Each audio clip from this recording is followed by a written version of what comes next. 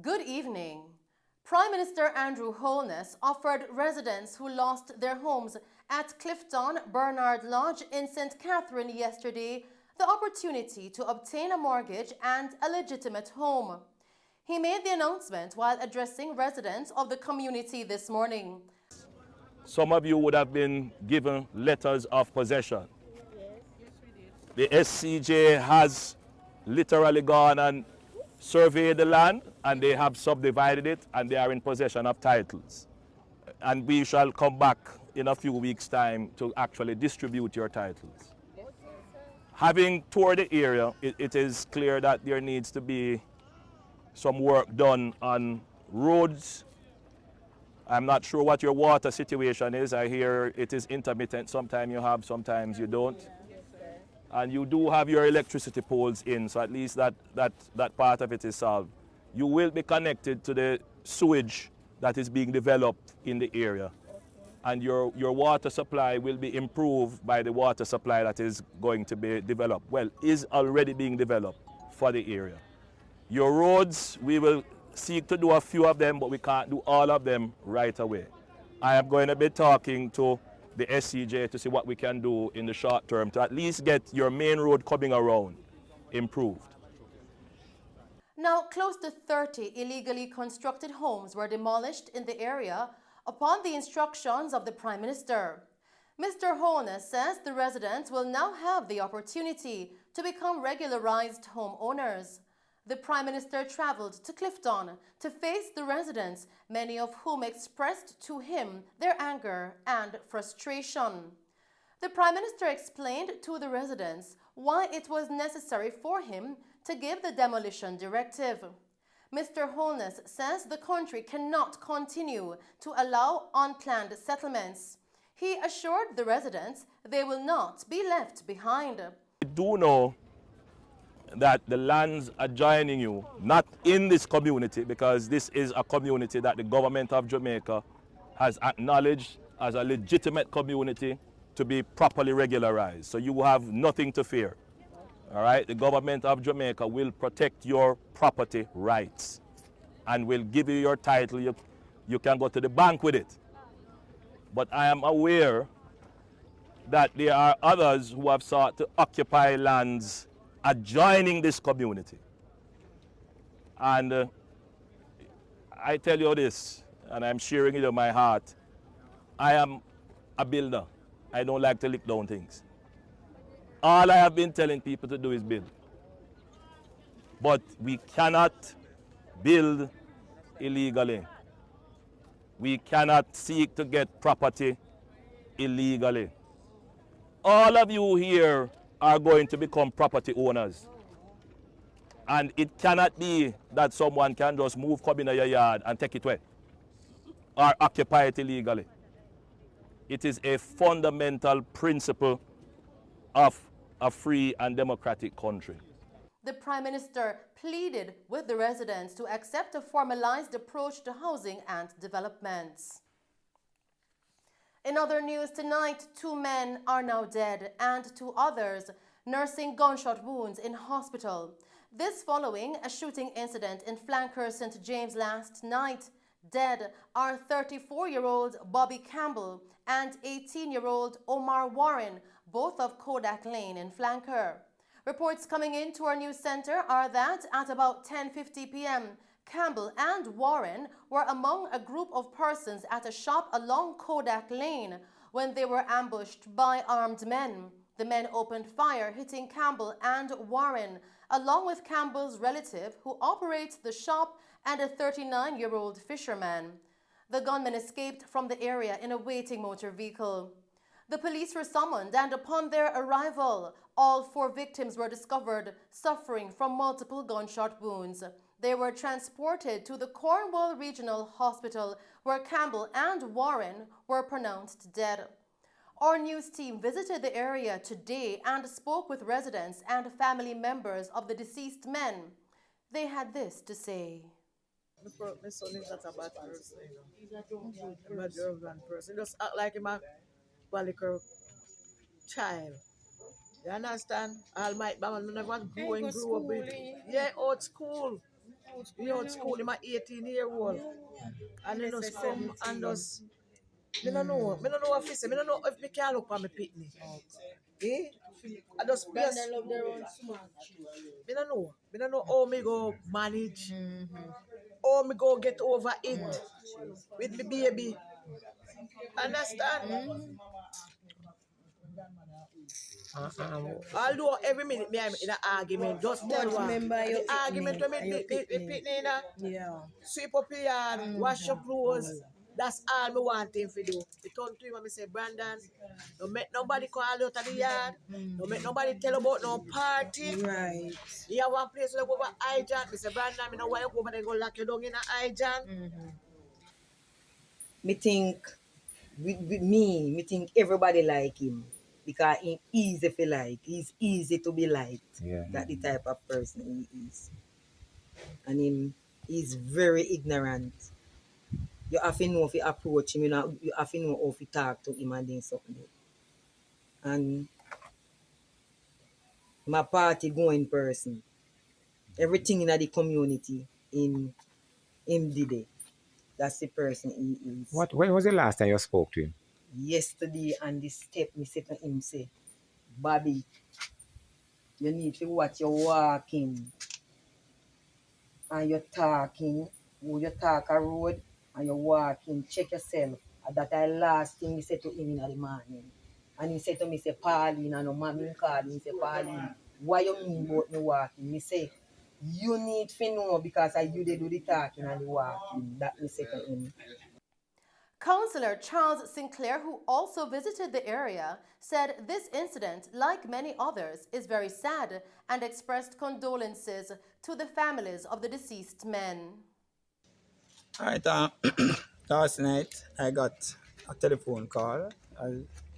Anything happens in the community, I get calls. And I got a call about a shooting incident that involved about 4 persons being shot, 2 of whom we have been informed have died since the incident. And so, because I consider myself as being a part of the flankers community, I basically know everybody in this community. I know I would have had some type of association with. And so I regard them as being a part of my extended family. And so upon the information that I received, I would have had to come to express my condolences to the members of the grieving family, Miss Roslyn James, familiar name being Fatty, somebody who I associate with. And well, her youngest son was one of the victims of the shooting. And also the mother of the other person who died, who is Bobby, his mother, and quite a bit of his family members are persons who I associate with too.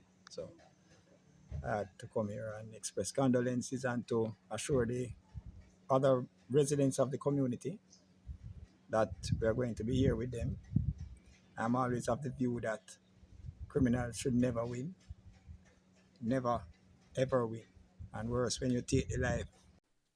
Still making the news tonight, there was a major win for Operation Relentless 2 yesterday as a police team saved an intended murder victim, arrested the 3 would-be killers, and seized 2 firearms in a high-stakes incident that unfolded at a primary school in the Old Capital. Deputy Commissioner of Police in charge of crime, Mr. Fitz-Bailey, explained that the 3 men now in custody are aligned to a particular faction of the Klansman gang. As the JCF intensify its effort in Operation Relentless 2, 3 men were held by the police at a primary school in Spanish Town, St. Catherine, and 2 firearms recovered. The action of the police was to avert the murder of a male who was marked for death by men aligned to the Tesha Miller faction of the Klansman gang. One of the men that was held was arrested about 2 to 3 years ago in Clarendon in relation to a double murder and is out on bail. Not only were the men intended to commit murder, but their intention was to create mayhem, panic, and fear among the school population.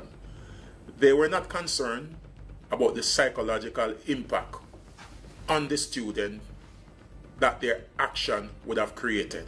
The JCF has been very consistent in saying that the type of crimes that we are seeing are not ordinary. And when we have extraordinary situation, there's a need for extraordinary response. These type of crime cannot be seen as the normal routine criminal activities that are being perpetrated by criminals.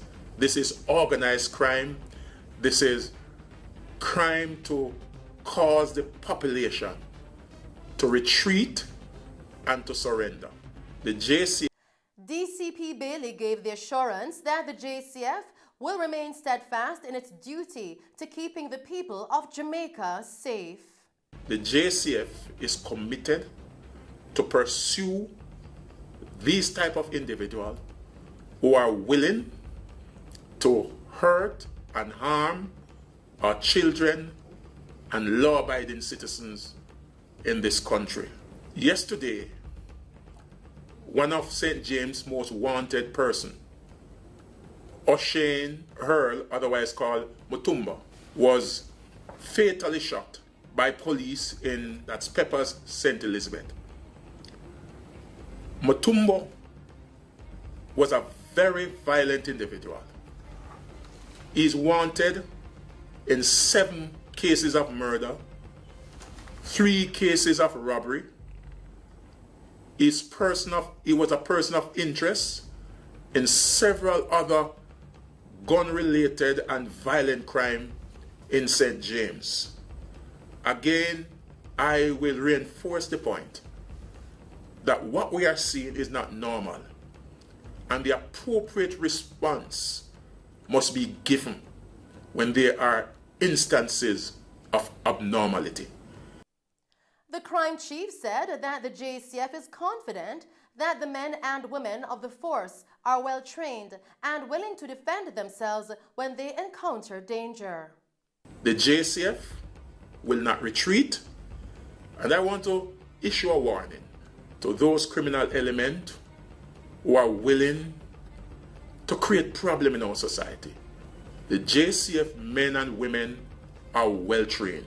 And if when you are called upon to surrender, you refuse to surrender and you challenge our officers, we will and they will use their superior training to repel any threat that they are faced with. I am confident, and the JCF is confident, in the ability of the men and women who are on the front line, who risk their life every day.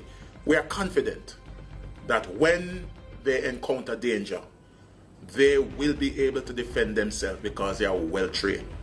We appeal to the public to continue to give us your support in the fight against crime. JCF is just one entity in this fight to secure our nation. And that combined effort, that combined support, that partnership is necessary to create the Jamaica that all of us deserve, so that our children and our grandchildren can live in a better society. Continuing with the news tonight, the government handed over 2 social housing solutions to needy families in central Kingston yesterday.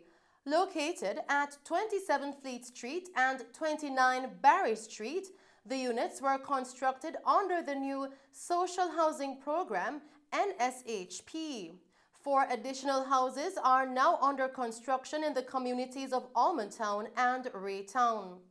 Local Government and Rural Development Minister Desmond McKenzie said funding has been earmarked for the construction of 3 additional houses in central Kingston under the ministry's Indigent Housing Program. It is the local authorities that have the responsibility to construct, repair what we call indigent housing. And I really don't like the name indigent housing. And I never liked the board houses. So since 2016, we have incorporated the word social housing. And we have moved away from constructing wooden houses to concrete 1-bedroom, 2-bedroom, 3-bedroom structures right across the country. In the corporate area alone, we have constructed more than 40 units in Kingston and St. Andrew, in East Rural St. Andrew, West Rural St. Andrew, Southwest St. Andrew, in West Kingston, in West Central St. Andrew. In the leader of the opposition's constituency, there are 5 houses that are slated to be built over the next couple of months. And here in Central Kingston, we have started the journey. We have started with 2 houses. Minister Mackenzie urged residents, especially parents, to take interest in what their children are doing in order to help safeguard them. And I'm saying to this community, let us wake up. Let us understand that for Jamaica to move forward as a country, we must change our approach. Life has value. And I urge parents, not just here, but across the country, to take an interest in what your children are doing. Because sometimes we believe that they are either in bed or doing something, but they are out there doing the things that we don't know. And there are times when some of the parents knows that they are doing wrong and take Jesus Christ off of the cross in defense. I urge you to support the police.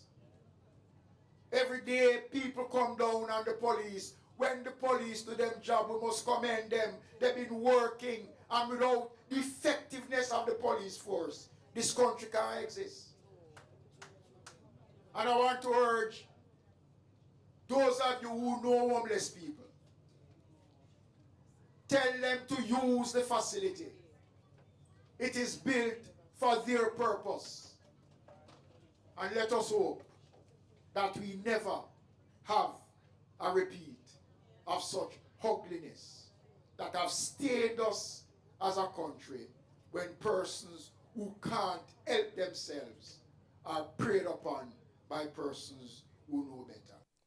For his part, Member of Parliament for the area, Donovan Williams, said the construction of the homes will revitalize the area and encourage civic pride. Now, this social, most persons wouldn't have known that there are actually 2 social housing programs I have discovered running side by side. There is the local government indigent housing program, and we have the new social housing program from the Prime Minister's office.